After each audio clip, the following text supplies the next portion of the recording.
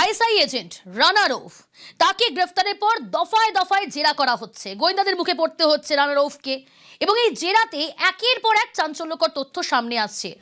সেখান থেকে আর এক শাগরেদ গ্রেফতার, রানার শাগরেদ জাফর ওরফে সানি গ্রেফতার। রানা রয়েছে আমার সঙ্গে সরাসরি। রানা, কোথা থেকে গ্রেফতার করা হয়েছে জাফরকে এবং কি কাজ করতো জাফর?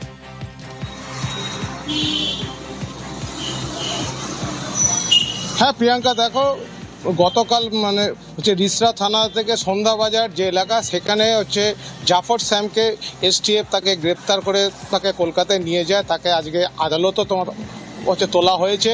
যেটা জানা যাচ্ছে যে গতকাল সে যখন এই এলাকায় যখন পালিয়ে চলে এসেছিল, কারণ যেহেতু রানা কফ গ্রেপ্তার হওয়ার পর কিন্তু এক এক করে কিন্তু চাঞ্চল্যকর তথ্য উঠে আসছিল। বিভিন্ন যে জঙ্গি সংগঠনের সঙ্গে যোগ ছিল এই পাকিস্তানি চর যে হচ্ছে রানা রৌফ, তার সাথে কিন্তু এই জাফর স্যামের কিন্তু সম্পর্ক ছিল, যেটা জানা যাচ্ছে। শুধু তাই নয়, জঙ্গি কার্যকলাপে যুক্ত ছিল জাফর। রানা রৌফের শাগরেদ, কতদিন ধরে যোগাযোগ ছিল রানা রৌফের সঙ্গে?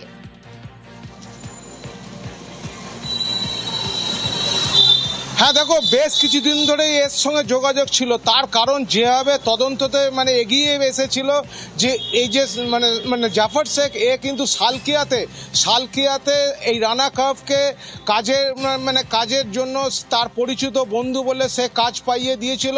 সালকিয়াতে তার এই রানা কফ কাজও করছিল এবং সানিও কিন্তু কাজ করছিল।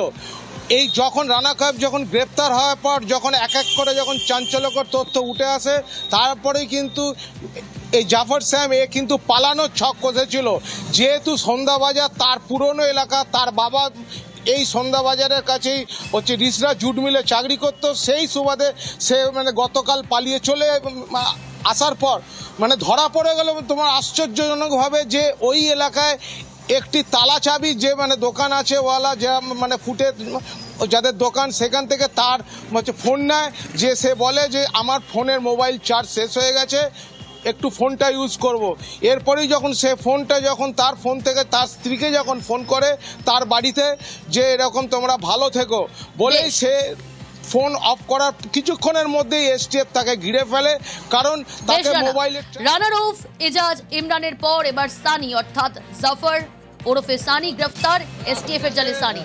রানা রৌফকে দফায় দফায় জেরা, সেই জেরায় এই তার শাগরেদ জাফরের খোঁজ, তারপরেই রিসরা থেকে গ্রেফতার।